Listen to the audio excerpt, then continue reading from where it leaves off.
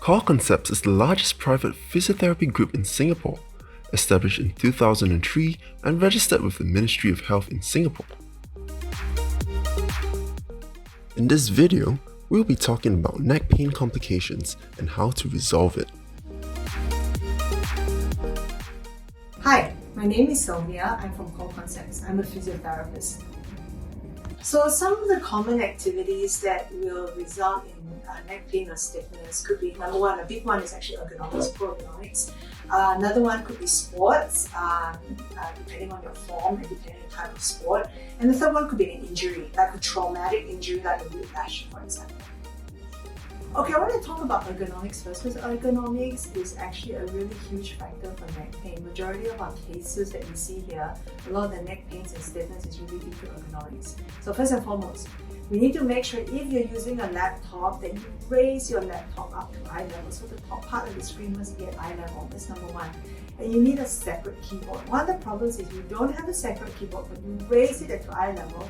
You're going to be lifting your arms up this way, and then that's going to create a lot of tension through your neck.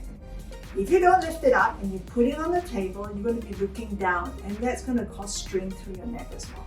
So number one, lift your laptop up to eye level. Make sure your laptop or your screen is directly in front of you, not to the left, not to the right, because that adds stress to the neck.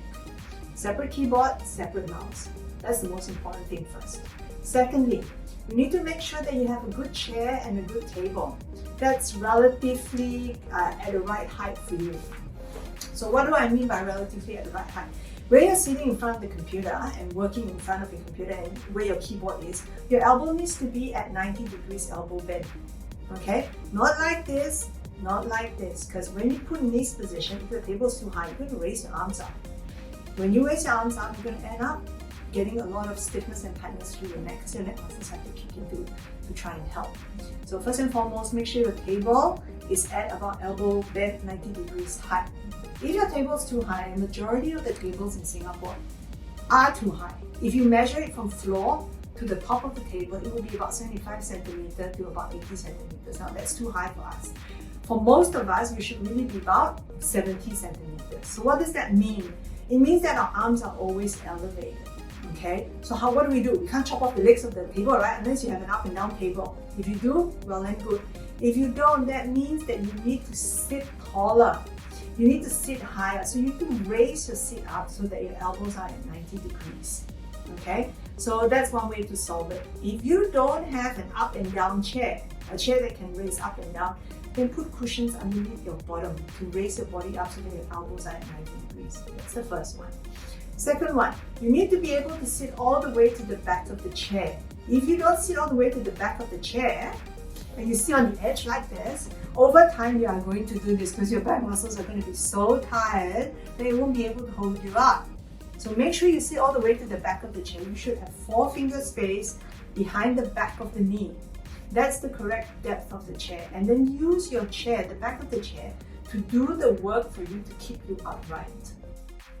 Swimming. A lot of people swim breaststroke, but their form is actually wrong. So what they tend to do when they come up to breathe, instead of using the whole trunk coming up, keeping the chin tucked in, they go up with their neck hyperextended that way. And so if you keep repeating that, your neck will get really sore and painful. That's the first one. Cycling. Now cycling is all the rage now, and I suspect lots of people will have neck pain. The reason for that is a lot of the bicycles, to create aerodynamic, you have to lean forward and your head has to look down, right? But then I still have to look in front to see pedestrians coming or cars coming, so I end up sticking my head out. So that can be another source of neck pain. We do get a lot of cyclists with neck pain as well. And the third one would be yoga. People who try headstand and they're not quite ready for headstand yet because they don't have the strength, they often injure themselves doing that particular pose in yoga. So the first one would be swimming. With breaststroke, the problem is because we lift our head up into hyperextension. So all we need to do is make sure you have good form. If you don't know how to swim well, can we get a coach maybe to practice what is an ideal form? Or when you swim, take note, keep your chin tucked in and come up with your trunk. If you watch the elite swimmers, you watch how they come up to breathe, that's the form that you should try and adopt. Cyclists. Okay, cyclists can't be helped because unless you sit on a bike that's fairly upright, right, and then you don't have to lean forward. If it's really giving you a lot of discomfort, choose a different type of bike where your body is actually a little bit more upright. The other thing that you can work on to prevent it is making sure that your shoulder muscles are very, very strong, especially for those cyclists who tend to round forward with a handlebar that's really low. If you can have good strength in your shoulder and good strength in your neck, they can take some of that load. So that can help reduce the neck pain as well. Number 3, yoga, doing the headstand. Now the reason why they strain the neck during the headstand is because they don't have enough stability in their neck, and their shoulder strength is not there, and their core strength is not there. So a lot of the load goes into the cervical spine, and also because of that, you have very poor form. So make sure you have good strength first before attempting, and if it's too hard, maybe do a half position, maybe speak to your yoga instructor where you don't completely, never done it before to do a complete headstand. There must be a progressive exercise that takes you there. If you have an acute injury in your neck, what can you do if you're at home? So the first thing that you should really be thinking is about resting it, icing it, okay? Why are we doing that? Because we want to decrease the inflammation. So you can ice it 20 minutes on, 20 minutes off to relax that muscle there a little bit and reduce the inflammation. Reduction of inflammation is also from rest. Do not use your neck too much. Try not to go on the computer, don't look at your computer, don't look at your phone so much. Just rest it. Okay? If you're not better after 2 days and you're still quite sore, come and see us because we will have to give you further directions to see what's going on. And if we have to refer you to the doctor, we will from there as well. Now, if you've had pain, not an acute pain, but pain that comes on and off, and the pain is like an ache and stiffness, you can try a hot pack first and do gentle stretches. And again, same thing, if it doesn't go away in 2 days and it's still really quite stiff, you might have to go in there to help you clear a bit of that restriction for you so that you can get to the end point of being pain-free a lot quicker.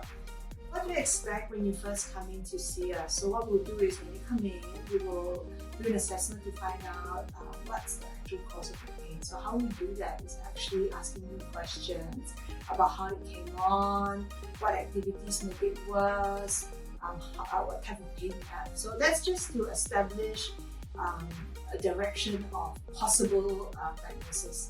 With that in mind, we will then go off and test those specific diagnoses or hypotheses, we call it.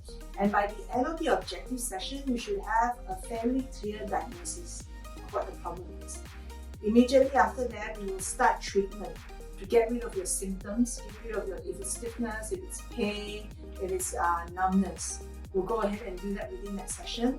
We will use manual therapy most of the time to find out where the kinks are. We'll get rid of the tight muscles or the stiff joints, or the nerves are sensitized. We will floss the nerves to try and desensitize the nerves. We will also send you home with exercises to try and help assist and facilitate the healing process. What we aim to do at the first session is to actually really find the root cause.